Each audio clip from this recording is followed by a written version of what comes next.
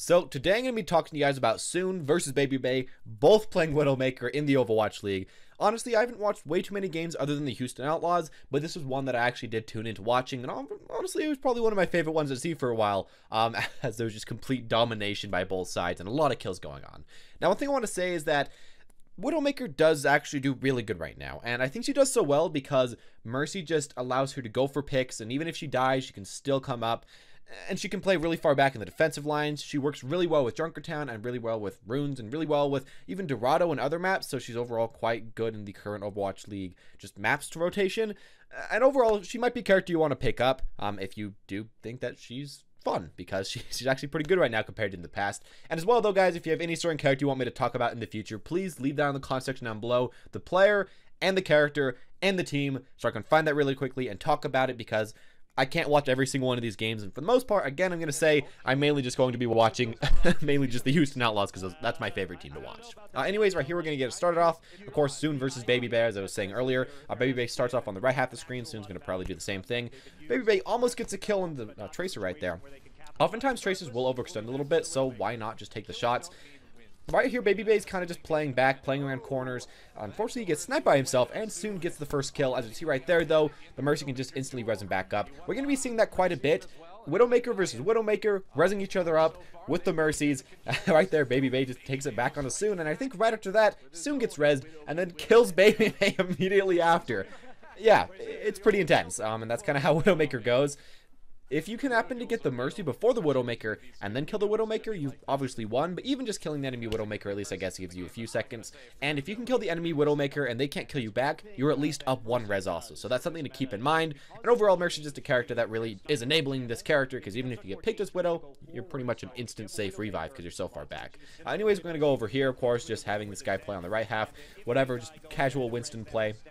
During all this time, of course, the Widowmakers are playing around the back, seeing if anyone walks into the line of sight. This team's playing really well, the Shock, because they're playing inside the right half of the map. They're making so that's really hard for them to be sniped. A really nice ultimate coming off right there. I don't think it happens to pick anyone off. There we go. It actually does happen to pick off the monkey. Baby Bay gets a kill, and we see right there also Soon does happen to demech the D.Va. We're just going to see more of this Dante play in the front line, because it's a little bit more entertaining, I guess. Right there, though, he almost gets the kill. The Widowmaker almost gets the kill on the Tracer. And one thing you want to remember about Tracer is that you don't even really need to headshot her. You just have to get her to pretty low HP, and that's going to be good enough for you for the most part, because it'll make so that she can have to back out of the fight, or at least not go for you, and you can waste a lot of Tracer's time. So don't focus on getting headshots too much on that character. Anyways, we're going to continue right here. The tanks are kind of just playing it out. In the backline, again, the Widowmakers are just going to be trying to snipe anybody. And one thing you have to kind of learn as Widowmaker is a lot of patience, because you won't be able to get consistent kills all the time, except for if you're Soon, I guess, getting a kill right there on, of course, Nada. But you can't always get a lot of consistent kills way too quickly, because a lot of time you have to wait for people to come around line of sight, so you can't be the one going into the enemy line of sights. Soon's just pushing up right now, though, getting a lot of kills quite quickly, putting, of course, that E on the ground somewhere. And one thing I want to say about the E is that, or I guess the mine if you want to call it that, is that you should put it to where you essentially know where people are already going to be, or where they already are at, just for that free damage, and mainly so that you know exactly when they're going to walk around those corners, and so when you can get, so you can actually get that kill. I wouldn't really use the mine way too much to try to find flankers. It's kind of good for that, but don't use that too much. Anyways, right here, of course, Soon gets rezzed, his whole team gets rezzed, and they finally just pop off, pretty much kill everybody on the enemy team, and that's just kind of how it went for these characters. I'm going to say that overall, I think that the Valiant did so well because they actually had way more picks with the Widowmaker, and the Widowmaker was playing just kind of out of his mind. Soon was doing so much that game, and even though, yes, he wasn't always consistently getting every kill, he could get that one extra pick that would help his team instantly win that team fight, and that's where I feel like Widowmaker really does kind of show up in the Overwatch League and what can make her such a strong character.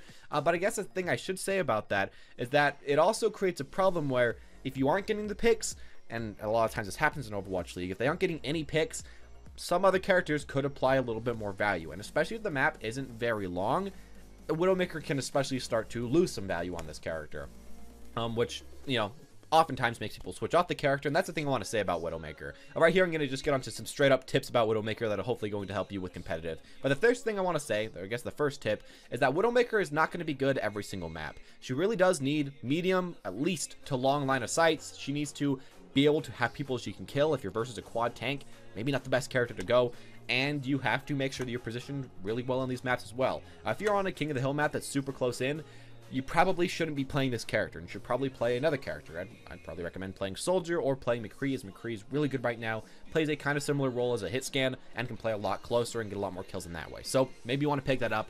Just remember that Widowmaker is map dependent, and even within maps, sometimes you might want to be playing Widowmaker, let's say on Dorado's second point, because it's very open, but then on third point it closes up, you might want to switch back to McCree. So keep that in mind, and don't be too afraid about wasting ult charges this character.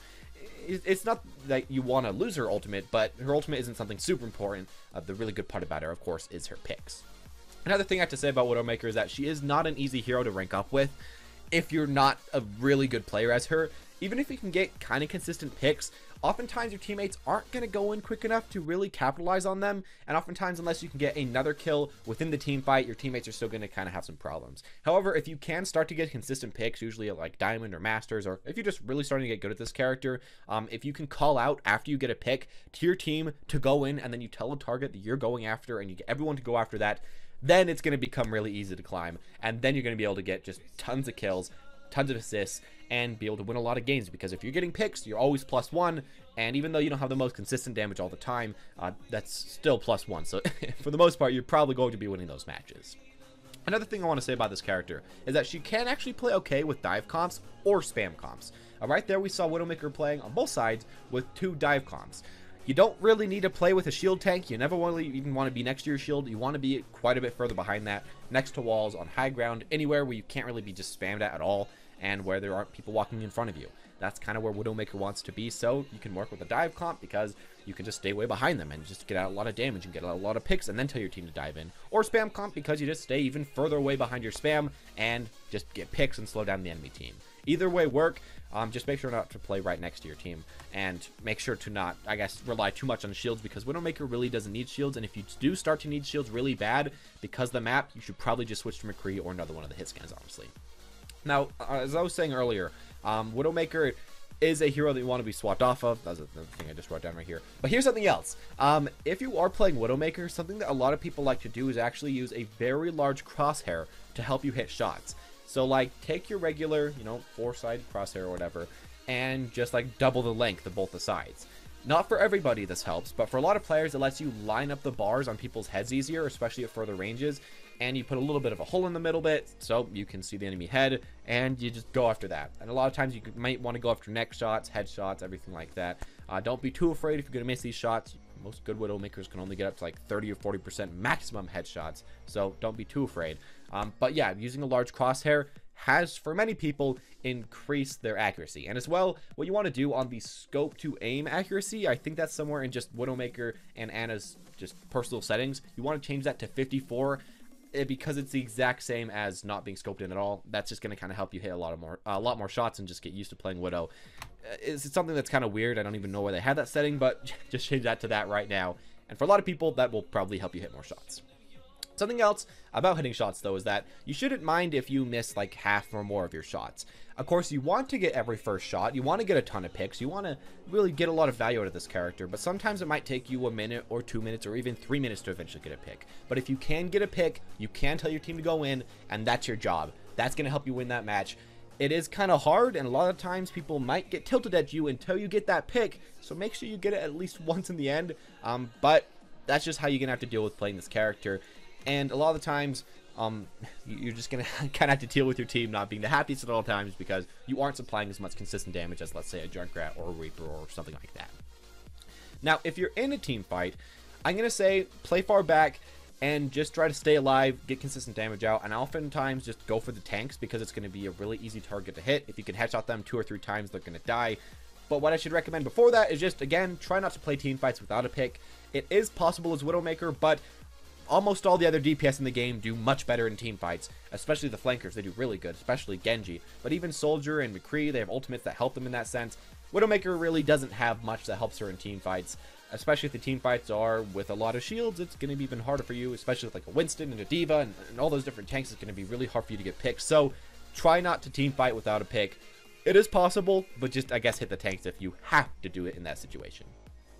For your ultimate, most of the time, I'm going to say use it when you already kind of know where someone is, / where someone will be. If you've been seeing somebody just kind of peek corners quite a bit, or if you just see somebody that's about to walk out of a door, or like you just saw someone walk out of a door, but then they walked back in, then I'd probably ultimate. You don't really want to ult without even your teammate asking you to, which almost never happens. Or you seeing a potential target, because you don't want to just ult and then have to wait as the opponents just hide behind walls because they're waiting to regroup. That's never a fun thing to do as this character, and that's honestly just a big waste as Widowmaker. Anyways, as always, that's all I'm going to say about this character, and that's all I'm going to say about Soon and Baby Bay. I think they did pretty good. Sorry that I couldn't make the gameplay a little bit longer. That's just kind of all they had, because they switched off of Widowmaker on the first map and on the third map. We were just watching the second map. So I guess that's a good example of playing different characters, and I think they both switched on to McCree or Soldier, so that's another good example, pushing my thought that you should probably learn one of the other DPS or one of the other hit scan as well during these situations. Thank you all for watching, though. Hope you enjoyed. If you did, make sure to hit that like button, subscribe, or notification button, and leave in the comment section down below who you want me to talk about next time, or what character, or what team, or what map, or anything like that. Anyways, as always, guys, though, thank you all for watching, and have a wonderful day.